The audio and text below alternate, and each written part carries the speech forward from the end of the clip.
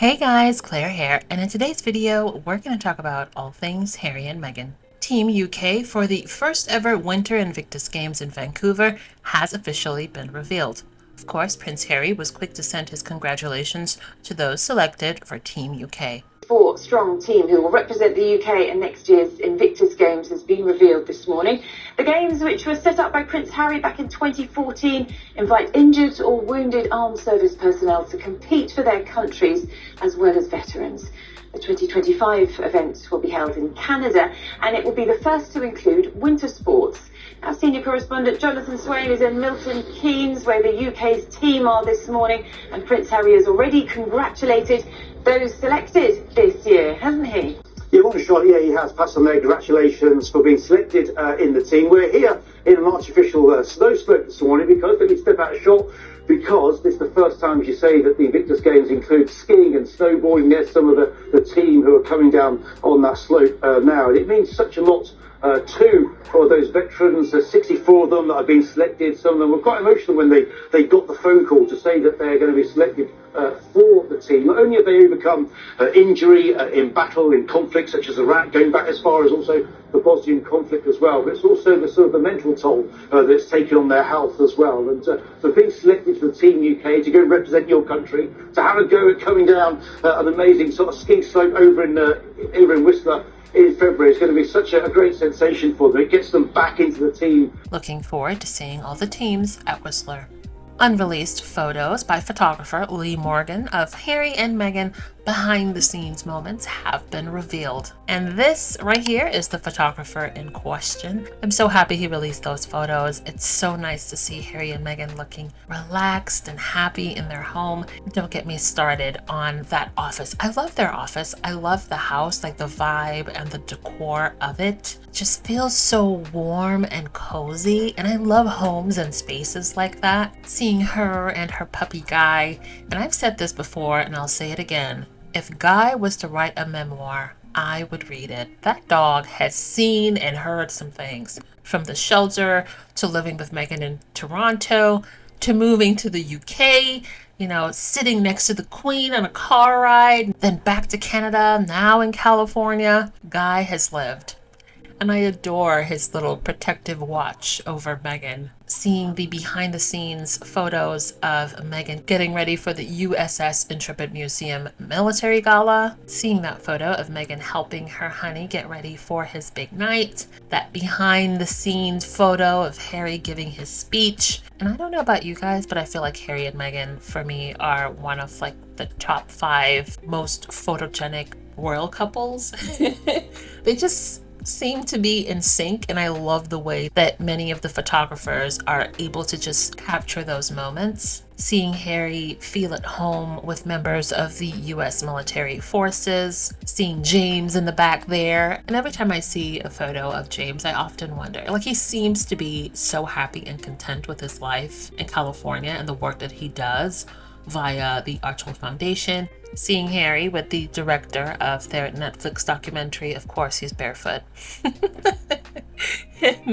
He seems to really enjoy being barefoot. Good for him. It's just really nice to see them living a life of peace and philanthropy outside of the royal institution. And I can't imagine, I never really paid attention to the British royal family before Meghan came onto the scene, but just reading Spare and going back through backlogs of archived articles, cataloging Harry's life from a very young age to present day, that environment just seems so all-consuming, surrounded by people, some of which are your family members, who sort of don't see you as a person. You're a means to an end. You're a PR opportunity. You're a story. The lack of humanization. To seeing him just come into his own and have the family that he's always wanted, doing and living the life that his mother, God bless her soul, could have had she not met her untimely demise. So it's wonderful to see. And for Meghan, it was a very short tenure within that institution, but it's good to see her out of it and back to being her jovial, happy self. And it reminds me of that video where Vogue extraordinaire Anna Wintour came to Meghan's defense. I read somewhere that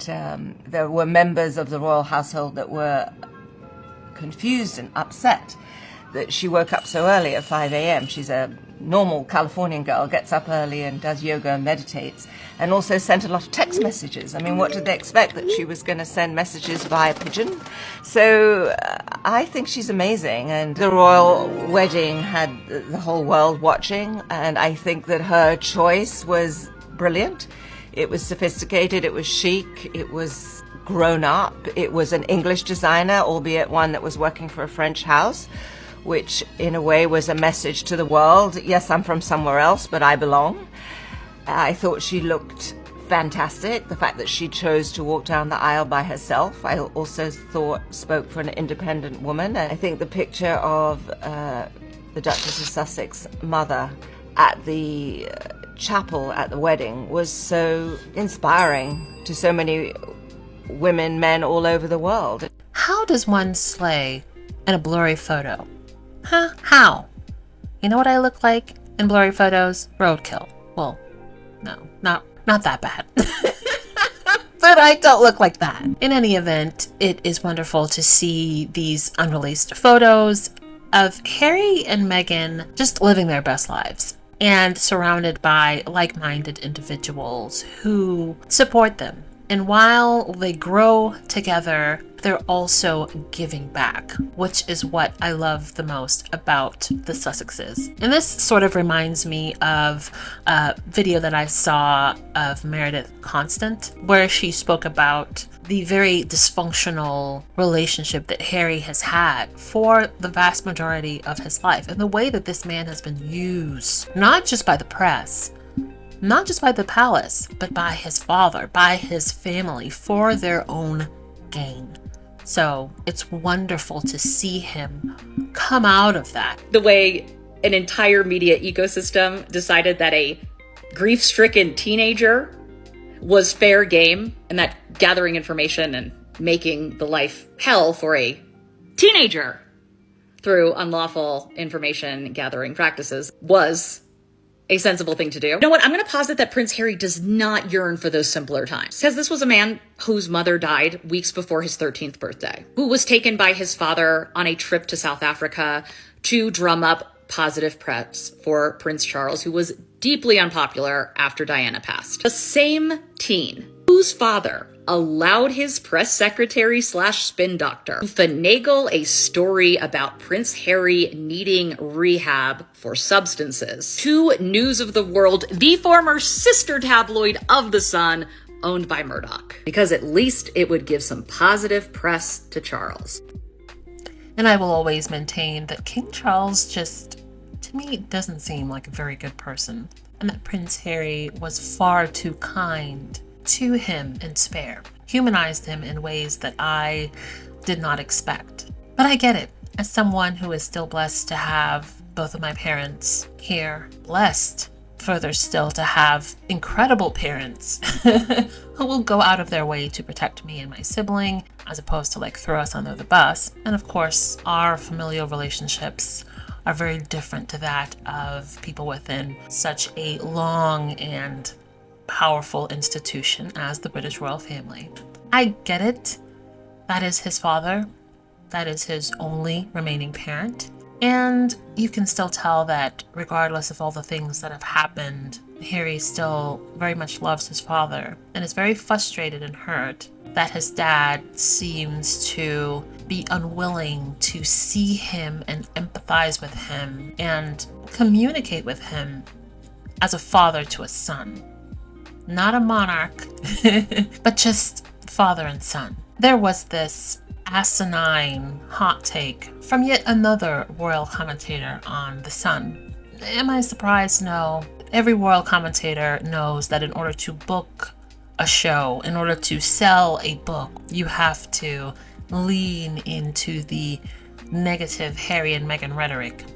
So this is not surprising. What was surprising to me were the comments underneath that video in TikTok. I would say that a good 90% of the comments were very pro Harry and Meghan. I feel like more and more we're genuinely seeing a lot of people recognize the situation for what it is. And also more and more people willing to call out the spin? I think he'll come home. I think he'll come home. And if he comes home, we must be very nice to him, because he won't particularly want to. He's quite angry, I think, and he's quite...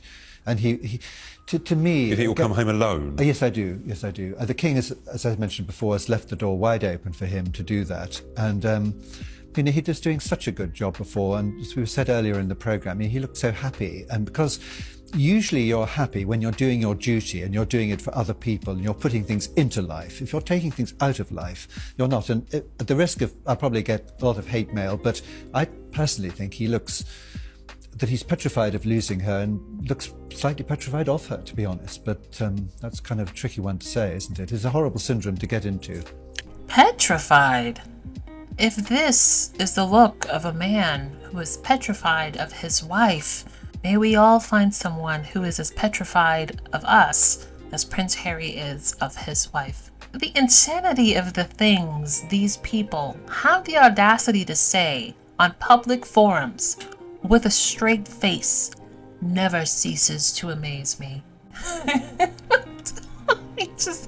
I can't. Now, speaking of comically ludicrous hot takes, there is now someone who is experiencing her karma. Someone who was all too happy to provide the token minority hot takes, right? Completely disregarding and discounting someone else's lived experiences for the sake of a gig, for a check, for some attention. Karma. Aw, poor thing. Candace Owens is finally getting that good old Black American treatment, and she doesn't seem to like it, not one bit. You all can go to her Instagram and watch this video in full, but I will give you a little bit of context. I'm sure you all are familiar with her very public firing from the Daily Wire back in March of this year. Since then, outside of pandering to Black media publications in hopes that we will embrace her again, and publicly going back and forth with Ben Shapiro regarding a debate that it's never going to happen, she's been relatively silent until now. Candace posted this video on her Instagram, essentially implying that people at the Daily Wire, she didn't name any names, but she did imply that they are planting stories of her being violent and aggressive to junior staff. There is a story circling around that Candace Owens allegedly threw a soda can at a staff member. In the court of public opinion, Candace seems to be a person who has the propensity to look down her nose at people. She seems to be very posh, and I could see her being verbally to a staff member, but in regard to being violent, I don't see her having the capacity to be outwardly violent. That being said, I want to speak to the token that is Candace Owens, because I honestly think that she is feeling it right now. No amount of tap dancing, pandering, or arguing against your own best interests as a Black woman is going to save you when you no longer serve their purpose. Can I get an amen? I don't know why Candace is surprised by this. Did she think that she was immune to the misrepresentation and honestly the masculinization of Black women in the media? Candace, baby, you were never going to get the Candace was great to work with treatment after being fired from the Daily Wire. You were always going to get the Candace is aggressive, difficult, and underperforming, like so many other Black women in history who no longer suited the narrative of their time. We saw it with Omarosa when they fired her for no apparent reason. I don't even know why she was there in the first place, and slandered her in the media. And I hate to even bring the likes of Nina Simone into a conversation with Omarosa and Candace because they're not even comparable. But even in Nina Simone's experience, as soon as she started talking about Jim Crow, cut off. And that is the issue with tokenism, specifically in Candace and Omarosa's cases. It's cute until you're no longer useful and then you have to be Black again, and then you have nowhere to go because we don't want you. And I'll leave you with two commentaries that highlights the hypocritical and performative nature of the modern day monarchy and how that is being challenged on social media. William's homelessness project is being challenged on all angles on almost every social media platform, and this is a good example of one of those challenges. We found out in the UK a couple of weeks ago that the Dutch royal family, which is much smaller than the British royal family and costs a tiny percentage of what the British royal family costs to run, and in fact most of the Dutch royal family are working people, they have normal jobs and normal families. We found out that they've housed in their own properties thousands of people, thousands of homeless people. So attention, quite rightly, is now focused on the British royal family to say, if they can do it, why can't you? And, you know, this is the final statement's quite cutting. 9 castles, 100 houses. He could house 5,000 plus people in them, but he doesn't.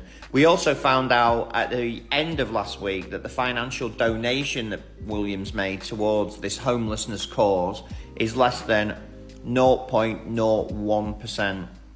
So a drop in the ocean, you know. No plan, no action. Remember, suffragettes, deeds, not words. No action, no financial recompense. And you know this channel, I'm not a particular fan of the royals. It is time for a debate in 2024 about whether they're relevant anymore. There's more people than not with an opinion like mine, but the only way to find out what people really think is to have a vote. Have a great day. Let me know what you think.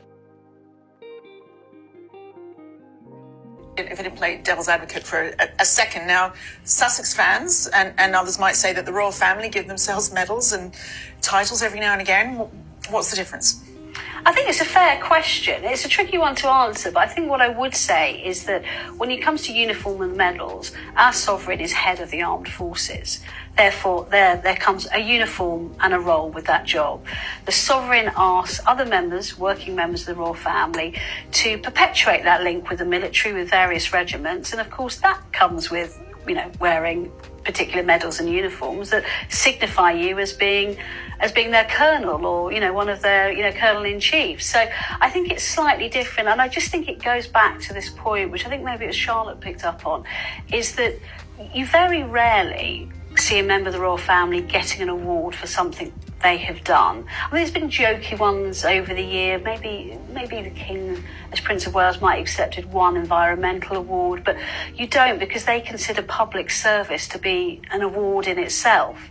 And obviously Harry and Meghan are now, I think maybe as you said, or you, Joe, part of that kind of showbiz celebrity lifestyle, where part of their lifeblood is collecting another award. And you guys were wondering what this was about, this was the royal experts, I use that term loosely, reacting to the announcement that Prince Harry is to receive the prestigious Pat Tillman Award for service. And they were pretty much going over whether he, you know, deserves the award, and the fact that working royals see them doing the job as service, even though we know that that's BS, right? They do collect awards. Like, for example, back in 2018, King Charles III, then the Prince of Wales, received the Editor's Lifetime Achievement Award for services to philanthropy. But yet, I didn't see anybody saying that he didn't deserve it. Also, Prince William, who is the president of BAFTA, actually won a BAFTA for Earthshot, which kind of seems like to me like it's a conflict of interest, but it did happen. But yet, no one made a fuss about that. This whole thing is honestly just exhausting. Exhausting indeed. But you know what? It's not going to change a damn thing. I, for one, am looking forward to seeing Prince Harry accept his award at the ESPYs tomorrow, the 11th, on behalf of the men and women who he has served alongside during his 2 tours in Afghanistan, and alongside the men and women of the global military community that he has built a community with over the past 10 years of the Invictus Games. And the naysayers can stay mad.